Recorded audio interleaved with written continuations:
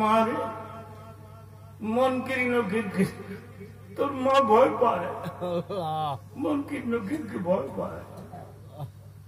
মনকির নকির যে এখনো আসে নাই। তখন আল্লাহ ডাকলেন, জিবরিল রে,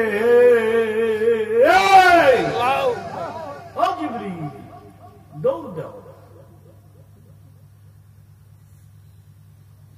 নবীকে কইও মনকির আসবে না, নকির আসবে না। আমি ওদেরকে নিষেধ করে দিয়েছি, এরা যাবে না। খাদিজা যেদিন ইন্তেকাল করবে বললেন, নবী গো আমার মনে হয় আমি আজকে বাঁচবো না। 25 বছরের জীবন কাটাইলাম, সেকেন্ড ম্যারেজ করে না।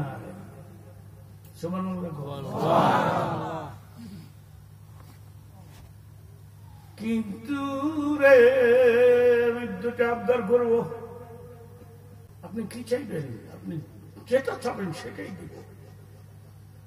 নবী গো আমি মারা গেলে আপনার ব্যবহারে একটা চাদর আমার গায়ে লাগাইয়া কাফন পরাইয়া নামাই দিবেন। কি চাওয়া চাইল?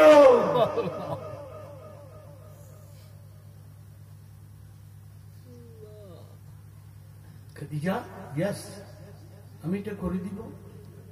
নতুন চাদর না, ওই চাদরটা যেটা থেকে আপনার গায়ের গ্রাম পাওয়া যায়, মিসকম্বরের গন্ধ পাওয়া যায়।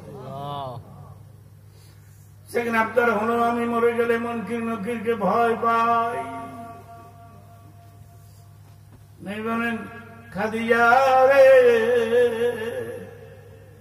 আল্লাহ পাক জিবরিলকে বলেছেন, জিবরিল প্রথম যাইয়া আমার নবীরে সালাম দিবা, সেকেন্ড সালামটা খাদিজারে দিয়ে দিবা।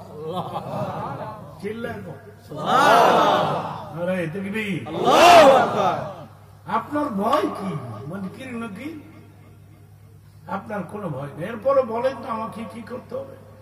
নবী গো আমাকে কবর দিয়া মাথার পাশে দাঁড়ায় থাকবেন, মনকির নকির আসবে। আমার যে ভয় লাগে। হযরত ফাতেমার বয়স তখন ছোট্ট 7 বছর। বাবার গায়ের চাদরের কোনায় ধরে যাইতে যাইতে জান্নাতুল মুআল্লাতে গেছে, কবর হয়ে গেল। মার লাশ কবরে ঢুকাই দিয়া আমার বাবা পাথর চাপা দিয়া দাঁড়িয়ে আছে। তখন ফাতেমা বলেছিলেন, বাবা কবরের কাজ যখন শেষ হয়ে গেছে, তাহলে কেন এই মাথার পাশে দাঁড়িয়ে আছো? বলো কি কারণে দাঁড়িয়ে আছো? বাবা আমি জানতে চাই আমার মা এখন কোথায়? তোর মা কথাটা শেষ হবে চিল্লায় সুবহানাল্লাহ বলবেন, তোর মা রহিমার মাঝখানে বসে আছে। চলো চলে যাই।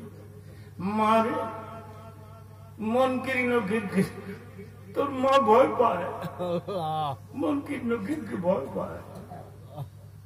মনকির নকির যে এখনো আসে নাই। তখন আল্লাহ ডাকলেন, জিবরিল রে, ও জিবরিল দৌড় দাও। আমার নবীকে কইও মনকির আসবে না, নকির আসবে না। আমি ওদেরকে নিষেধ করে দিয়েছি, এরা যাবে না। খাদিজার কবরে যাবে না, আমি না করে দিয়েছি, আমি বলেছি।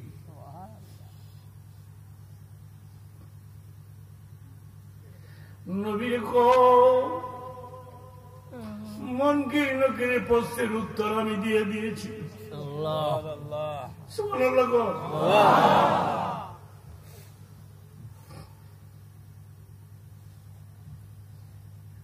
ফাতেমারে লইয়া ঘরে যাইতে বলো। খাদিজার মতো মানুষ যদি খবরকে ভয় পায়, মনকিরকে ভয় পায়, নকিরকে